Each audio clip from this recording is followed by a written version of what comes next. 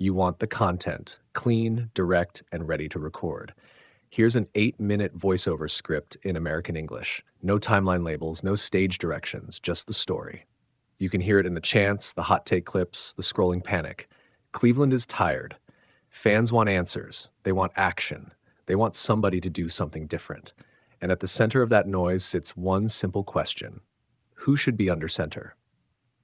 Dillon Gabriel started the game against the Jets, and in a season that feels like it's slipping, he did what he's been doing. He managed the offense, avoided the worst kinds of mistakes, and still couldn't get his team the win. He finished with 2 touchdown passes and a stat line that doesn't read like catastrophe paper, but the scoreboard and the tape tell a harsher story. 6 sacks, stalled drives, and a team that made mental errors at the very moment it needed discipline. The result, a 27-20 loss, another wound to a 2-7 season, and a chorus from fans demanding Shedeur Sanders get his shot. That demand isn't from nowhere. Sanders is the exotic narrative. College star, dual threat upside, and a famous last name that comes with both attention and expectation. When your team is losing, you start to romanticize the rookie. The social feeds erupt. Just play Shedeur. What do you have to lose? The calls are loud because they are emotional, and emotion is contagious when a team is bleeding. But the coaching staff's decision to stick with Gabriel is its own kind of logic. Kevin Stefanski has said repeatedly that Dillon is earning the chance in practice, that gut continuity matters, and that development isn't an in-game lottery ticket you cash whenever the crowd asks for drama. That stance is defensible. You don't flip quarterbacks every week and expect growth. You can't make long-term evaluations with snap judgment. Coaches live with the consequences of their choices. The short-term pain of losses is the cost of a steady plan, if that plan eventually works. Still, context matters. And that's where the public argument often misses the point. This isn't just a Gabriel problem. It's an organizational problem that shows up in 3 ugly places: protection, special teams, and situational discipline. When your offensive line can't hold up, your young QB gets mauled every time the defense shows blitz. When your special teams gift 2 return touchdowns, you put your defense and offense in holes they didn't earn. And when players jump offsides or get flagged for defensive holds at the end of the game, those are mental errors that fall squarely on preparation and coaching. So yes, changing the QB might create a spark, but a different quarterback doesn't automatically fix a porous offensive line or the coaching details that led to snapped discipline. If you insert Sanders into the same broken system this week, you might get a few highlight plays. You might also get the same ends with a different face. The real test for Cleveland isn't theatrics. It's whether the staff can shore up the fundamentals around whichever QB is playing.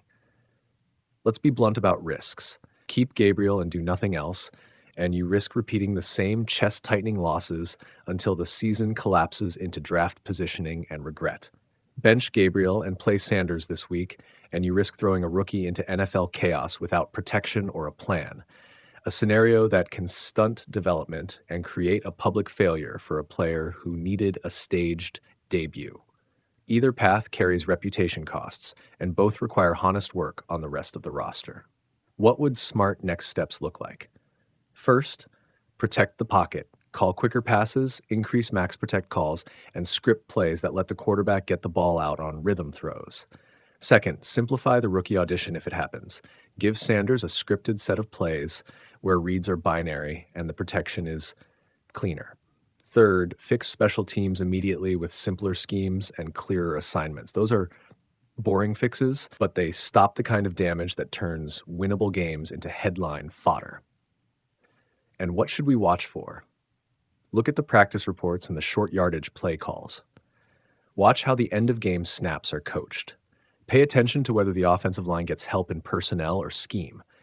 If the team shows a clear checklist, we'll protect, we'll simplify, we'll manage the clock, then sticking with a plan might make sense. If they continue to flail in the same ways, the pressure for change will become almost impossible to resist. There's also the human element. These are jobs and careers and lives. Dumping on a rookie online does damage, but so does an organization that refuses to give a young quarterback any live reps to grow. Leadership here is balancing the welfare of players with the need to produce results. Right now, Cleveland looks caught between those demands. The fans want immediate change, the staff wants process, and the players are left to execute in chaos. Finally, consider the longer view. If the Browns are committed to building, they need to choose a path and staff it with changes that match that decision. If they want to be buyers, to chase a star and go all in, they have to address the offensive line, add weapons, and accept short-term pain for potential long-term gain. If they prefer development, they need to give a QB time, keep a clean message, and make surgical fixes to the things that derail growth. The wrong message is no message. Indecision is the thing that eats franchises. So what's the real headline beneath the anger? This isn't just a quarterback touchstone. It's a test of organizational identity. Do the Browns accept a messy surgical rebuild, or do they chase instant theater? Fans will scream either way. But the better teams answer by doing the hard, tedious work that turns screams into respect. Right now, Cleveland is under pressure to choose. The season is fading, and every decision has outsized consequences. If you want fireworks, benching the QB is dramatic. If you want repair, locking in and fixing fundamentals is boring, but smarter. Which path wins? That's what the next few weeks will tell us. Final line, fans want action, coaches want process. The smart move is both. Immediate, surgical fixes around the quarterback and a transparent plan for who will lead this team next year. Until Cleveland shows that plan, the noise will keep rising, and the folks in the stadium and on social media will keep asking the same question: who's going to be trusted with the ball when it really matters? You ever notice how a team's season can feel less like a sprint and more like a long public therapy session? The Browns walked out of MetLife, and the city didn't just lose a game, it lost its patience.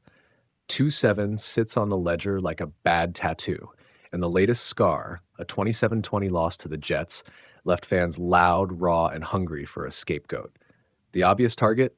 The man wearing the headset and the responsibility for the quarterback decision. The hot take?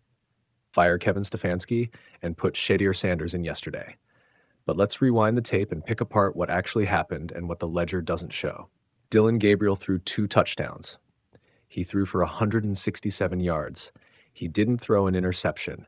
He also ate 6 sacks and finished the night with drives that stalled when the Browns needed them most. 6 sacks is just a number. It's a slow, steady puncture wound to confidence for a quarterback and for a line that's learning how to hold together under pressure. The stat line reads like a split personality, competent in moments, gasping in others. Fans are furious, partly because social media compresses seasons into punchlines. A bad read, a throw that bounces off hands, a penalty in the final 2 minutes. Those moments become gifs and then evidence. The clip of Devin Bush getting flagged for defensive holding and Cameron Thomas jumping off sides on a play the Jets didn't plan to snap. That's not just bad luck. That looks like a team's discipline eroding at the worst possible moment. It's the kind of sequence that makes fans demand immediate action, because anger wants a remedy, and the loudest remedy is usually personnel change. Enter Shedeur Sanders, the fans' electric hope. He's the name that tastes like a promise. He's potential condensed into a highlight reel. Put him on the field and you get a reset button people can screenshot and tweet. But coaches think in stitches, not headlines. Kevin Stefanski said after the game what he said for weeks. They're sticking with Gabriel. That sentence may be infuriating to some, but it's a full decision with reasons behind it. Development, chemistry, protection schemes, and the long game of roster construction. Throwing a young quarterback into a season that's already fraying can do more harm than good. That's not romanticizing caution. It's pragmatic. Quarterbacks aren't light switches. They are anchors, and anchors require a whole ship to be steady, an offensive line that trusts its calls, receivers who run the same patterns the QB expects, coaching that simplifies reads rather than invents them anew. Swap the man under center, and suddenly every previously rehearsed motion becomes an experiment. Sometimes those experiments pay off. Often they don't. And the Browns, sitting near the bottom of the standings, can't afford to iterate emotionally. They have to iterate effectively. There's a more human angle here that the viral takes miss. Imagine being Gabriel. Imagine being the young man who was brought to learn, to absorb and suddenly is thrust into the spotlight while the city howls. Imagine every failed third down becoming 1,000 angry DMs. That pressure shapes decisions. Coaches balance winning, yes, but also preserve a player's confidence and future. You can bench someone to make a statement, but what happens the next time a starter gets injured? You want the fallback guy to be sturdy, not brittle. Then there's the organization, Stefanski and GM Andrew Barry. Fans call for both heads because when a season fails, leadership becomes the obvious target. But firing a coach is not a pure act of justice. It's a high-variance move. It will buy heat relief and headlines, but it will also cost continuity and create a new scramble midseason that can fracture a fragile locker room. If the roster failures are structural, offensive line depth, a lack of reliable targets, special teams breakdowns, changing the coach won't fix the underlying holes.